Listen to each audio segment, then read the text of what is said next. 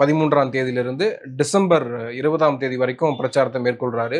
இப்ப இந்த பிரச்சாரம் ஒரு தாக்கத்த ஏற்படுத்துமா? நீங்க எப்படி அத பார்க்கிறீங்க? குறிப்பா சனிக்கிழமைகள்ல அவரு பிரச்சாரம் மேற்கொள்றாரு அப்படின்ற ஒரு விமர்சனம் இருக்கு. நீங்க எப்படி அத பார்க்கிறீங்க? இதுவரையிலும் என்ன தாக்கத்தை ஏற்படுத்தினாருன்னு எனக்கு தெரியல. அவர் ஏற்படுத்தின தாக்கம் பூரா உங்க மாரி மீடியாக்கள் கிட்ட தான் தாக்கத்தை ஏற்படுத்தியிருக்காரு. ஆனா மீடியாக்கள் பூரா அவருடைய தாக்கத்தின் பிடியில தான் நீங்க இருக்கீங்க. என்ன செஞ்சாருன்னு யாருக்குமே தெரியல. பொதுமக்கள அவர் சந்திச்ச மாரியே தெரியல. மொத்தம் 4 கூட்டம் போட்டிருக்காரு. இப்பதான் வந்து பொதுமக்கள சந்திக்கிறதுக்கு சனிக்கிழமைகள்ல வர்றேன்றாரு. ட்ரை பண்ணட்டும். கொஞ்சம் அதாவது இந்த இந்த ஸ்பீடு வாயு வேகம், மனோ வேகம்பாங்க. அந்த மாரி அந்த ஸ்பீட்ல அரசியல ஓட்டிக்கிட்டு வர்றாரு. 1½ வருஷம் ஆச்சு. மொத்தம் 4 கூட்டம். இப்பதான் வந்து மக்கள சந்திக்கிறதுக்கு முதல் முறையா தெருவுக்கு வரப்போறாரு. பார்க்கலாம் என்ன வருதுன்னு பார்ப்போம். ஆனா அதுக்குள்ள காவல்துறை 23 நிபந்தனைகள போடுறாங்க. நெறைய ரெஸ்ட்ரிக்ஷன்ஸ் குடுக்குறாங்க. ஆ இவ்வளோ நிமிடங்கள் தான் பேசணும். இங்க தான் மீட்டிங்க போடணும். கர்ப்பிணிகள், குழந்தைகள்லாம் வரக்கூடாது.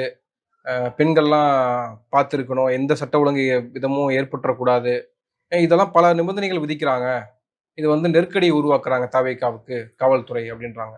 இப்ப இது இது 4 கூட்டம் நடந்தது. அதெல்லாம் அந்த நெருக்கடிக்கு அப்புறம் நடந்த கூட்டமா? இல்ல எப்படி சொல்லுங்க.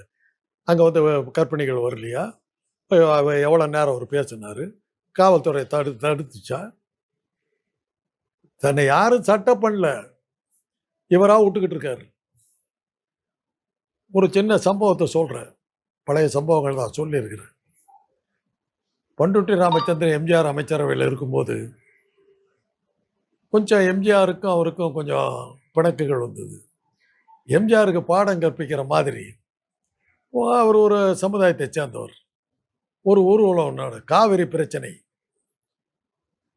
பெங்களூரை நோக்கி நடைப்பயணம், காவிரியில் தண்ணி விட வேண்டும் அப்படின்னு சொல்லிட்டு ஒரு நடைப்பயணத்தை ஆரம்பிச்சிட்டார். சென்னையிலிருந்து பெங்களூருக்கு நடைப்பயணம். எம்ஜிஆர் ஆட்சி. இவங்களும் இப்போ நடைப்பயணம் போகிறாங்க, கைது போயிடுவாங்கன்னு போகிறாங்க, போயிட்டே இருக்காங்க. போலீஸ் ஒன்றுமே பண்ணல, பேசாமல் இருக்குது. ஒசூருக்கே போயிட்டாங்க. பெங்களூரே வந்துருச்சு. என்ன பண்ணுறதுன்னு தெரில. கைது பண்ணுவாங்க பார்த்தா உடனே பெங்களூருக்கு போயிட்டாங்க. பெங்களூருக்கு போனாக்கா அதுக்கு மேலே ஒன்றும் பண்ண முடியல. இதுவரையில் நம்ம நடந்த பெரிய வெற்றின்னு சொல்லிட்டு திரும்பி விட்டேன். அவ்வளோதான் நடந்தது. அதே மாதிரி தான் இவர் பாட்டுக்கு கிளப்பி விட்டுட்டு இருக்காரு.